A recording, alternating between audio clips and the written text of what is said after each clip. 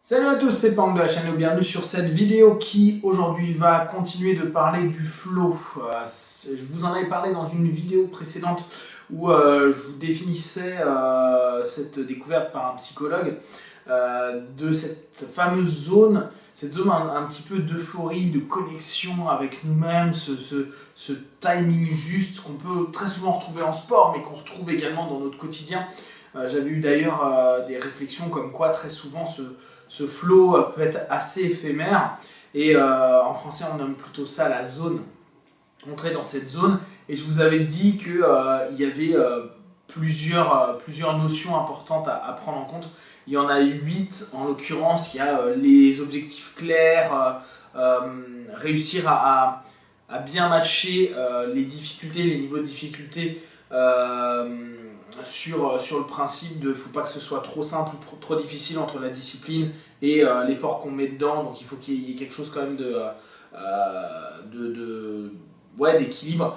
Il faut du plaisir dans l'activité qu'on est en train de mettre en place, ou en tout cas les notions qu'on met en place. Il y a cette capacité qu'on va avoir à focaliser un moment, à se dire je suis à 100% toute mon énergie et focaliser sur un angle qui est assez petit au bout du compte, qui est l'angle de l'instant présent et qui permet complètement de bah, d'être dans un champ de conscience qui est hyper important, aussi bien de soi que le monde extérieur. Donc ça c'est un des points. On retrouve automatiquement le rapport à la transe, c'est-à-dire tout ce qui est distorsion du temps, distorsion de l'espace, avec ce rapport de tout a l'air très proche, on est capable d'anticiper, de voir et de prévoir les choses.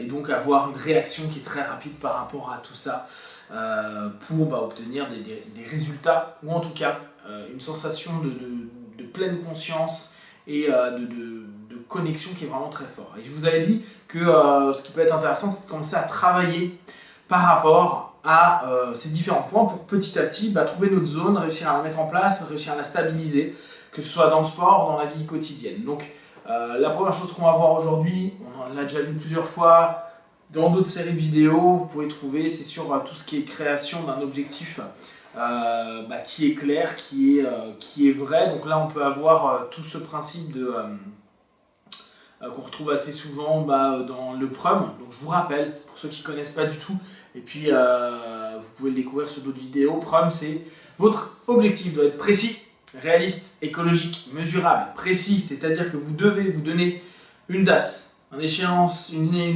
claire.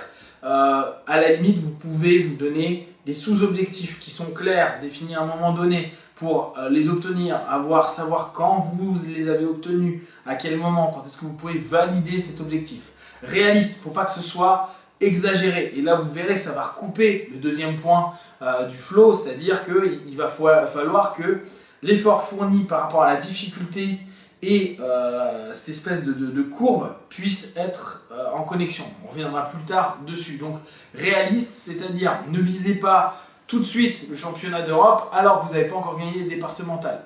En sport par exemple, ou ne visez pas tout de suite le poste de responsable commercial alors que vous commencez tout juste à être vendeur et pas encore commercial, ingénieur commercial ou autre. Écologique, pensez bien, tout changement, toute motivation, tout objectif implique quelque chose. Et comme nous ne sommes pas tout seuls, il y a l'écologie intérieure, donc déjà est-ce que c'est possible par rapport à moi et moi-même, mais aussi la systémie, le monde qui nous entoure. Est-ce que ce monde va pouvoir accepter notre orientation vers nos objectifs, va nous accompagner ou va nous créer des difficultés, ou est-ce que en allant vers cet objectif, ça va créer des problématiques qui vont être tellement lourdes à tenir que je vais oublier mon objectif. Et là, pour trouver la zone et le flow de manière générale, ça va être un petit peu compliqué. Et mesurable, là c'est par rapport à cette idée d'objectif clair, il faut que vous puissiez checker, voir et observer quand vous y arrivez et vous dire ok, j'en suis à telle distance, j'en suis à 10%, 20%, 50%, 90%, j'y suis arrivé. Et ça c'est vraiment important. Donc première chose, pour chercher votre flow, votre zone, cette zone où vous allez être en plein éveil, en pleine conscience, commencez à définir correctement et précisément vos objectifs. Je je vous renvoie sur les autres vidéos. On reviendra dessus parce que je vais faire 8 petites vidéos sur le flow et on va voir ce qu'on peut rajouter, ce qu'on peut travailler, ce qu'on peut développer en nous pour trouver notre zone, que ce soit dans notre quotidien en termes de développement personnel ou que ce soit dans le sport ou une activité artistique d'ailleurs, dans quelque chose pour être dans cette zone. Et je pense là en activité artistique, on peut voir pour les peintres ou plutôt les écrivains aussi qui parfois ont des blocages et qui ont la feuille blanche, trouver la zone, le flow, cette espèce de focalisation que sur leur thème et qu'ils écrivent des nuits et des nuits ou des jours et des jours pour avoir un bon ouvrage. Avec le flow, vous pourrez y arriver et cette espèce d'énergie, d'être dans le temps juste, vous donnera vraiment des choses extraordinaires, vous permettra de vivre de manière belle, positive, cette vie à 100% et avec tout le plaisir qui est avec. Comme d'habitude, si vous avez des remarques, des observations, partagez-les sur Facebook, YouTube, j'y répondrai le plus rapidement possible et comme d'habitude, prenez juste ce qui est bon et positif pour vous. Prenez soin de vous. Be one, ciao!